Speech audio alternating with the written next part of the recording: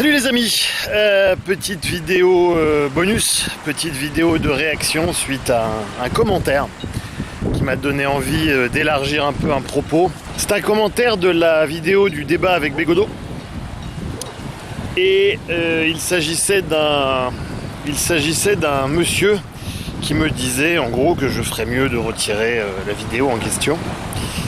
Et je lui ai dit que moi j'étais pas de cet avis et que de toute façon j'avais pas vraiment demandé son avis non plus. Et j'ai commencé à extrapoler un petit peu et à parler du fait qu'à un endroit il se maltraitait. Alors quel est le raisonnement? Pourquoi est-ce que je dis ça? C'est que quand on délivre à quelqu'un un conseil non sollicité, quelque part il y a une forme d'ingérence dans le monde de l'autre. C'est que quelque part on essaye d'impacter sur son environnement parce que on pense que ce serait mieux comme ça, ou qu'il y a quelque chose qui nous déplaît, enfin en tout cas il y a l'utilisation d'une échelle de valeur vis-à-vis de l'environnement, parce que si on est juste un avec l'environnement, bah on est là, ce qui se passe et on n'a pas vraiment de conseils à donner ou de choses de ce genre là.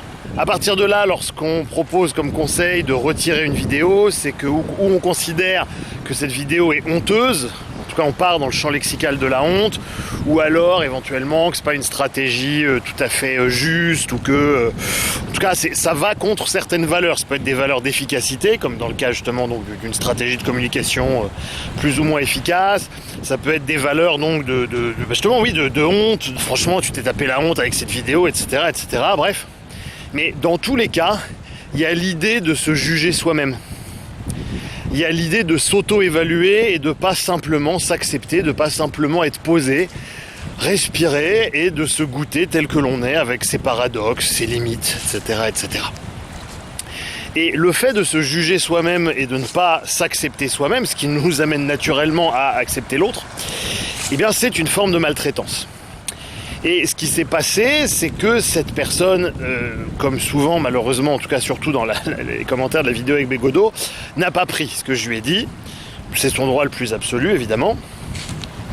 Mais j'ai trouvé ça intéressant, ça m'a donné envie de vous parler justement du fait de ne pas prendre. Ce soir tu vas prendre, oui tu vas prendre. Et au-delà du fait de ne pas prendre, il y a le fait de dissimuler ou de chercher vainement à mon avis, à dissimuler ce que nous sommes. Puisque de toute évidence, je vois cette personne, je vois sa maltraitance, je vois sa relation avec elle-même et les limites aussi de sa relation avec elle-même, ce qui fait qu'elle n'arrive pas à rentrer en relation avec moi, puisque elle le fait depuis un espace que moi je considère comme hautement toxique. Donc effectivement, ah oui, parce qu'il y a des chiens errants, il y a des chiens errants partout ici à Maurice. Donc oui, ça va, je me casse. Oh putain. Ah, une attaque de chien en direct sur Internet.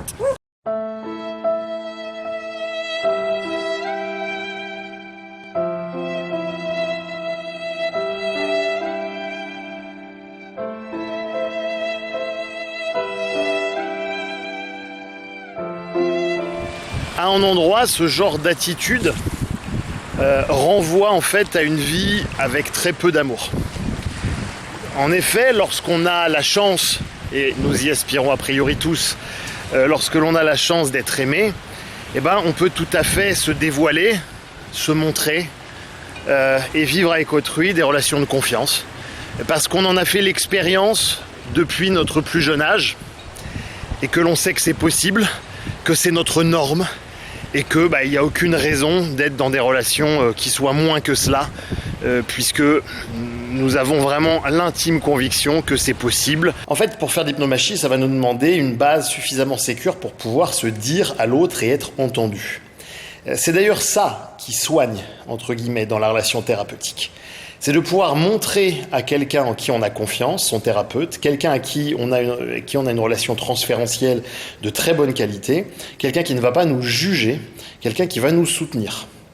Et à partir de là, le simple fait de pouvoir être vu dans ce type de relation apaise, puisque nous aspirons tous à un endroit à être vus.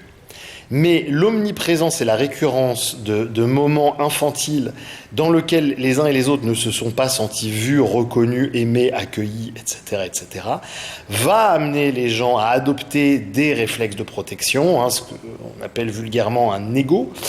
Et cet ego va empêcher la fluidité relationnelle avec l'autre.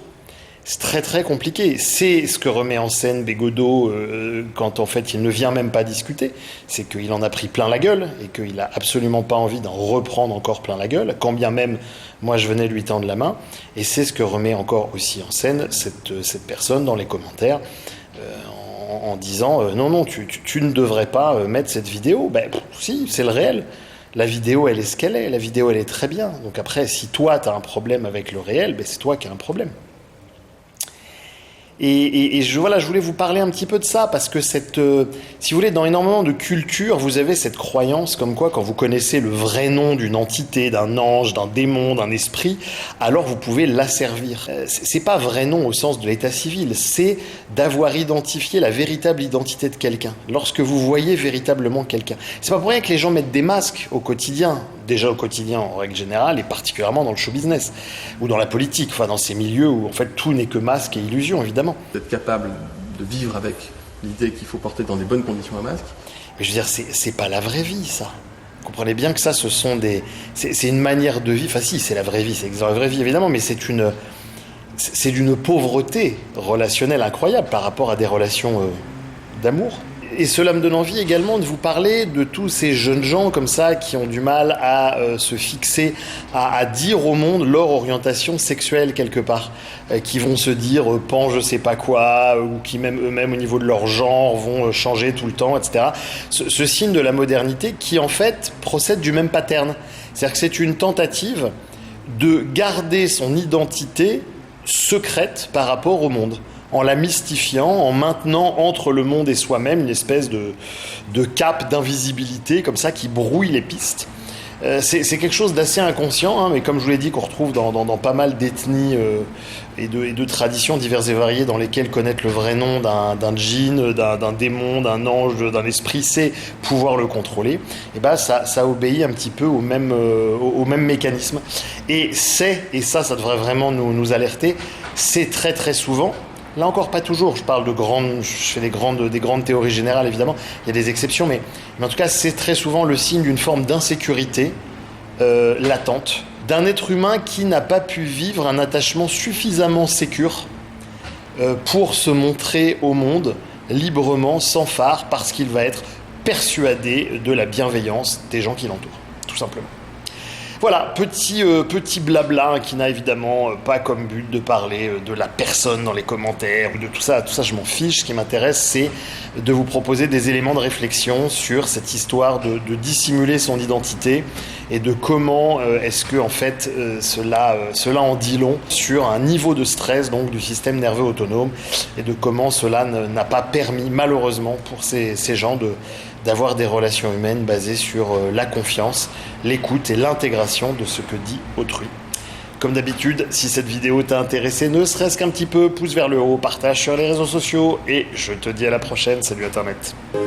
Parce que ce soir tu vas prendre, oh tu vas prendre, je vais t'en mettre pour 10 ans, tu le raconteras à tes enfants, oh tu vas prendre, tu vas prendre. J'espère que t'es véhiculé parce que tu pourras plus marcher. Oh, tu vas prendre. L'amour, c'est un peu ça. C'est comme au cinéma. D'ailleurs, j'ai pris la caméra. Et ce soir, tu vas prendre. Oh, tu vas prendre. Je sais t'as bouffé chez ta mère, mais je t'ai ramené le dessert. Oh, tu vas prendre, oui, tu vas prendre. Et si jamais t'as encore faim, j'ai ramené 2-3 copains. Oh, tu vas prendre, oui, tu vas prendre. La la la la, la la la la. Ce soir tu vas prendre, oui tu vas prendre, la la la la, la la la la, je te promets que tu vas prendre.